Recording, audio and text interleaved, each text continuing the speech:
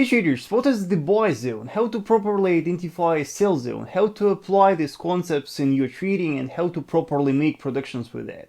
In this video, we will discuss the theory behind supply and demand zones, the buy and sell zone. We will discuss how to apply that in practice. I will show you very good examples on two currency pairs. Don't forget to like this video, subscribe to my YouTube channel, and let's start a new lesson.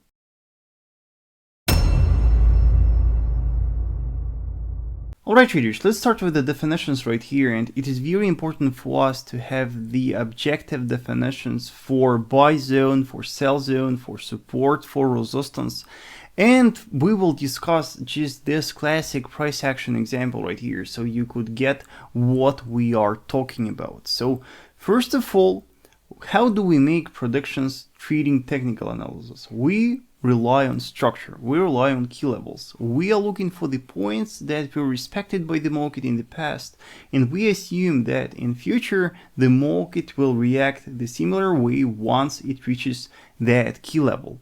And over here on this example, you can see that over here we have the structure high, and you can see that from that structure high the market nicely dropped. And what can we derive from that? We can derive that in future, once the price reaches that structure, once we see the test of that structure, with a very high probability the price will drop from that, yes, and we call that the resistance, we call that the sell level. But if we analyze the structure over here, the supports, you can see that we have two support levels lying very close to each other, and in the recent past both levels were nicely respected and we saw very nice bullish reactions from these levels. And the point is that many newbie traders apply these levels separately. They say that once the price reaches that level, they will look for buying, but once the structure level is broken, it turns into resistance, and then in case if the price reaches the lower level, the price will bounce only to that structure. I hope you feel the logic. But in practice, it turned out that it is better to treat these two levels as the zone. We just unite these two levels in one area, and we call that a buy zone, yes. And why do we call that a buy zone? Because lower is the price within the zone, higher are the chances that the price will start growing from that. Once the price tests its upper boundary, some traders start buying, but lower it goes, more and more traders join. You know, we call that the bullish accumulation, bullish volumes accumulate, and at some moment the market starts growing. And we are looking for buying opportunities while the market is inside. We let the price trade inside. We let the price coil inside, yes. And only once the entire area is violated, we say that the buy zone is no more valid, and then we treat that as the sell zone. Also, many traders call the zones the supply and demand zones. It is the same term, and you can apply the same logic with the supply demand zone. Hey traders, if you want more analysis, if you want more education and tips, follow me on Telegram. On Telegram I have a channel where I post daily forecasts and signals. I post a lot of educational materials there, so you will definitely enjoy that. If you want to learn technical analysis, if you want to master price action, it is just the best place for you to be. It is Vasily Trader, the link will be in the description below. Follow me and let's continue. And also it is very important for us to note right here that though we call these levels the supply and demand zones, though we call these areas the buy and sell zone, in practice we apply them for looking for trading opportunities. Yes, not for actually trading them, but once the price tests that, we are looking for opportunities. Yes, within these areas, within these levels, we just look for the confirmation. We don't blindly trade them. We always look for the confirmation. Many newbie traders just blindly buy or sell from supply and demand zones, but in practice you knew that quite often the market violates the key levels. Quite often we see the breakouts, the fake breakouts, fake violations. So we apply these zones only for the spot, for the area, for looking for the trading opportunities. Yes, not for actual trading, but looking for trading. I hope you get that because it is very important. And now let's discuss some examples. Let's analyze some charts. Let's try to identify the buy zones, the sell zones. Let's try to identify the levels, the key levels, so that you could get what is the logic behind the theory that I just gave you. And here we are on Euro Aussie chart. It is the daily chart, and I guess you can see that we have a lot of key levels right here. And we can easily identify this structure resistance right here.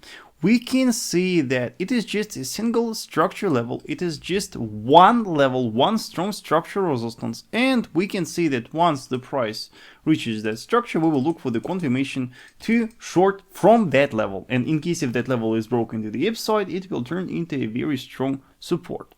But then let's look for the closest structure support. You can see that right here we had a very nice key level. That key level was recently broken. The market violated that structure to the upside, and now it turned into a very strong support. But also we have a key level right here. Yes, you can see that just in the recent past it also was a very strong resistance, and also right now it is broken. Over here we have another level, here another level, here another level. You can see how many levels we have right here, so many key levels. And definitely all these levels are important for the market. You can see that market participants just recently respected these levels. Yeah, sometimes the market respected this level, sometimes the market respected that level. But the point is that they all are important. So what do we do in such kind of a situation? Do we treat all these levels separately, or do we do something else? Yes, we do something else. We unite all these levels in one area. You can see that right here we have quite wide area, and now we just remove all the levels that are lying within, so that we have just the upper boundary of the zone and the lower boundary of the zone. Yes. And the point is that once the price tests the upper boundary of that zone, yes, we will look for the confirmation to buy.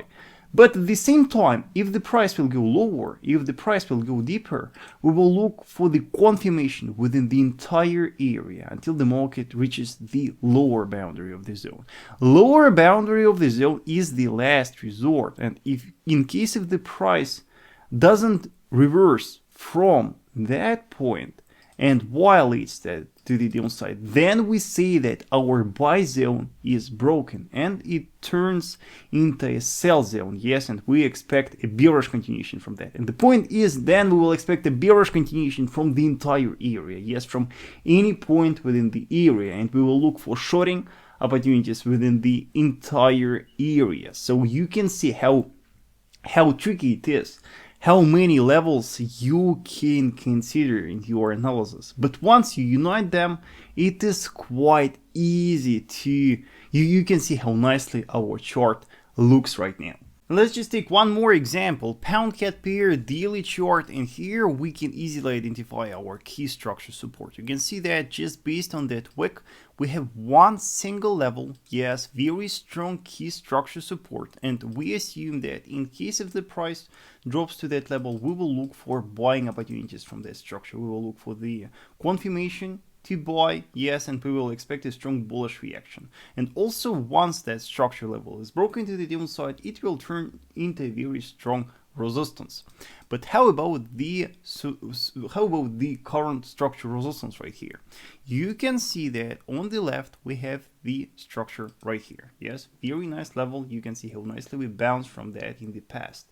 But we also have the structure right here, yes, right here. You can see that we have again a lot of levels lying very close to each other.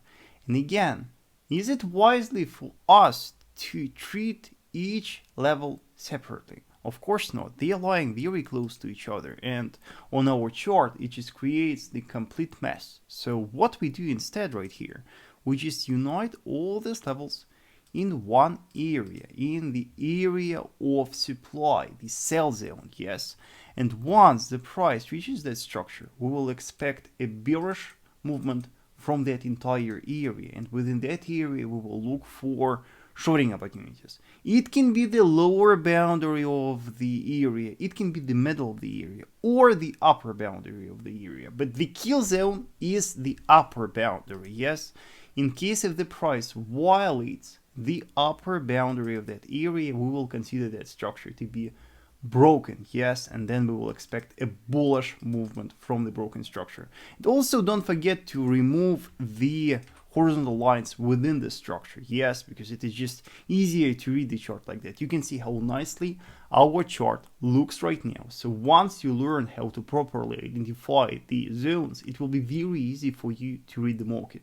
I receive a lot of messages from my followers with their charts, and I see how messy, yes, how messy, I don't know if there's this word in English, but their charts are just crazy because they have so many key levels. They treat each and every level separately, and it is you just can't read that. But with that, you can see how brilliant it looks. So try to learn this approach. Alright traders, thank you so much for watching. I hope that you enjoyed this new educational lesson. Please let me know in the comment section what do you want to learn in the next videos. Also, don't forget to subscribe to my Telegram channel. The link is in the description below. Like this video, subscribe to my YouTube channel, and I will see you next week. Thank you so much, traders.